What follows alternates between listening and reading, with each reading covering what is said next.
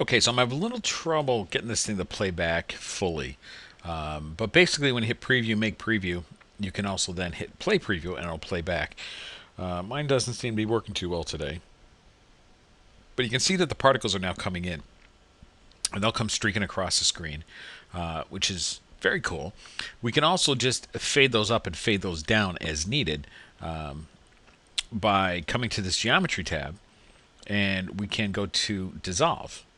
So just as they enter, we could just leave it as it is.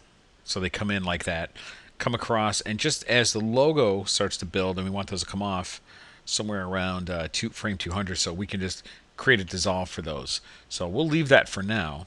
Press S to save, and let's close this out. Let me do a F9 single frame render. And you'll see that these sprites, they don't take too long to render. They're not too bad. However, we're going to add some more, so that might be a little problematic. I seem to create these animations that take a long time to render. The sports logo on our machine is taking 52 hours, something like that. But take a look at this.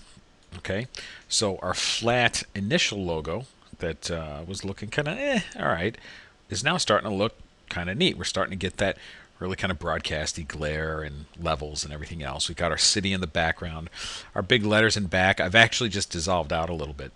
Now here's something you can do too. Don't forget, that's not just a static glare. That's actually going to be slightly moving. You're going to see just like little dashes going by, which is kind of neat.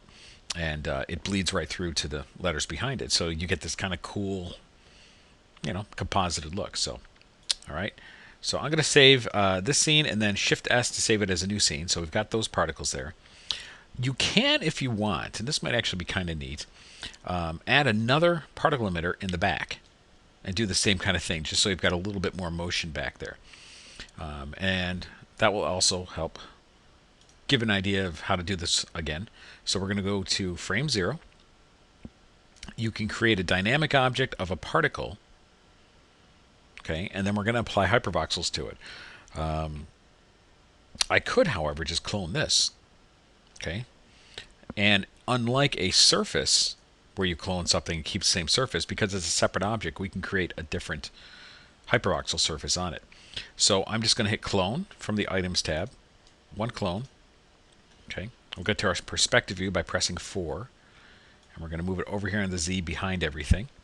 Go back to 1.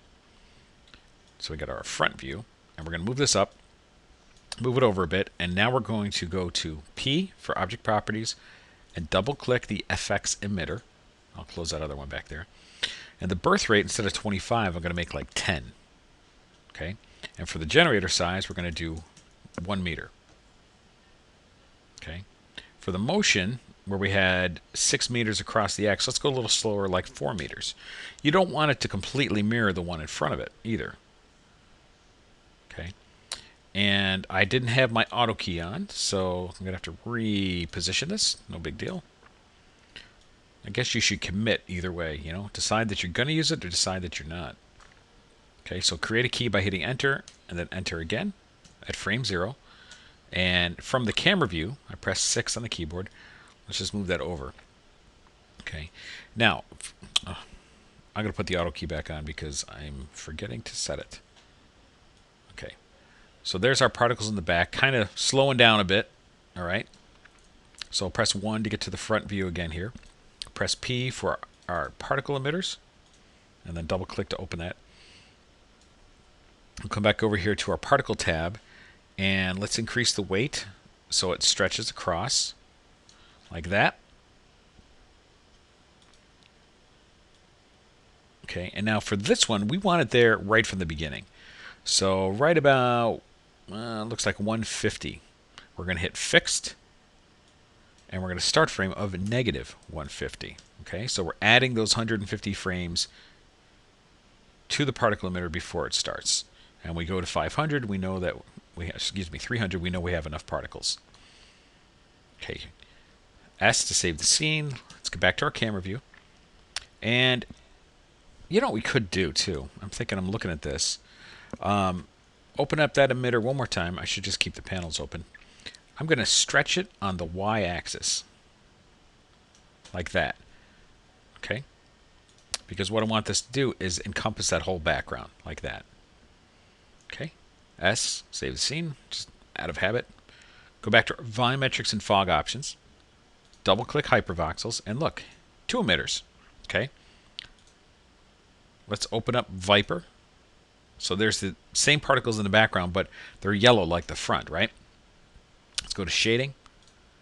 I'm going to make these just a nice blue. And I don't want those as luminous. Something just like that. Something very subtle. Okay? Close these out. Save the scene. And F9 to render. Okay, and again, they're going to be moving across the back, and it's going to add some render time. But hey, it's going to look cool. All right, so it's just one more element on that background. And it's going to be seen through those fonts, which have the image of the city on top of them.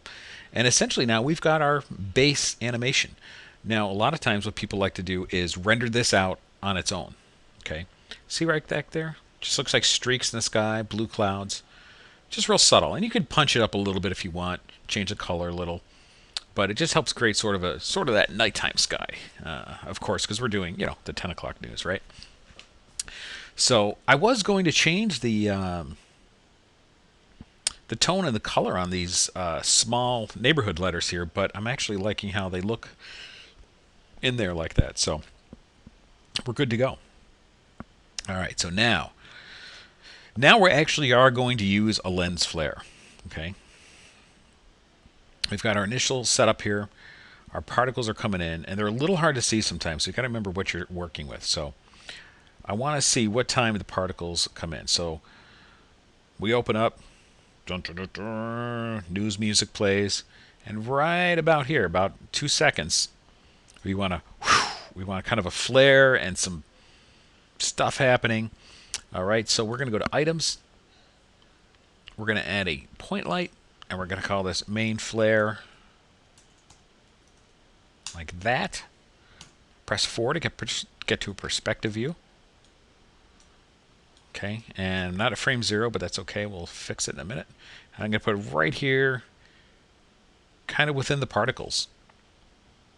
And create a key at 0 and delete this key at 58 that I made because that's the frame I'm on. And with auto key, it's actually creating a keyframe for me. So I'm going to put that right in the center.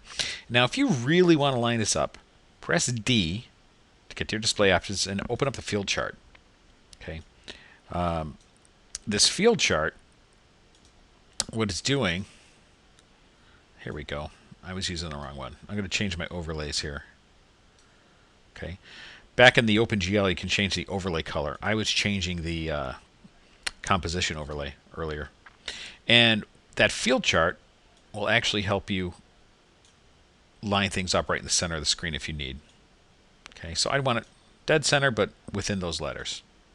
Okay, and then I'm going to take those off so they don't drive you crazy. Okay, and in fact, I don't even think we need the safe areas anymore. We'll just keep it like that. All right, so there is our, and believe it or not, I'm going to go back to black because what can happen is it'll actually add to our recording size. Believe it or not, the more color and the more that's on the screen. If you look at some of these videos, some of them get pretty large, and those are the ones with more color in them. So, okay, so here's our flare, and we want it to come on right about 58 or so. And we only need about 4 frames for it to flare up. So first thing we need to do is actually decide what our flare looks like. I'm okay with the light actually having its own intensity because it'll help the scene. But let's go in with the lens flare settings for the flare light. Lens flare options. Okay, flare intensity. Okay, we're going to go to the envelope value. But the first thing we do is we want to fade off screen. We're going to not fade behind objects. We want it to just bleed through everything, so that's good. We want a central glow. We don't want a ring. We don't want a red outer glow. It's cheesy. You could put some anamorphic distortion on. Let's play with that a little bit and see how it works, because it may be a little much. Off-screen streaks, and we can even try a star. I may be so bold to use a lens reflection. I don't know. It might be too much. Okay, let's just try it. All right, save the scene. F9 to do a render. And essentially what I'm going to do is decide what my flare looks like at its highest point. And this flare is going to come up and it's going to actually help us just fade in our logo. Beautiful. That's what we want to do. See that? Just a pop in the center. And the reason it looks like that is because it's bleeding in with the particles, which is the whole point. So the particles are still just gently moving, kind of streaking across. And this flare now kind of just bleeds all together. I just think it's one of the cool things about the way Lightwave works with all of this. I like this lens reflection. These came out, believe it or not, in Lightwave 3.0. And that was 1994, I believe. And I actually, the place I was working at the time, I called in sick to go ahead and get the upgrade because it was very cool. Now they're a little cheesy, but you know, so is television news. So hey, ba-dum-bum. Okay, so we're going to fade that up. We can even make that a little bit bigger if we want. Let's go into lens flare options. Let's see what it looks like at 100. Might actually be really cool. Might be too much, but hey, we'll see. Okay, and this lens flare is just going to pop right up. And we'll set the envelope, and then, yeah, see, now we're overdoing it. Okay, so with that, I like the large glow, but I don't like everything else. So when the flare intensity was less, the streaks were less, and the reflection was less. I'm going to turn those off. And for the streaks, well, let's bring the intensity just to 1. Streak density, let's bring that down to about 15. And I don't know if let's bring this to 20 and see. Just the streak sharpness, okay? Now these are lens flare settings you might not often use. Simply because they're overkill sometimes. Yeah, see, that's just enough. That's okay. I'd rather have a little hotter light, but a little less effect of everything. And because again, that's not going to stay on. That's just going to pop up, and then we're gonna pull our main logo right out of there.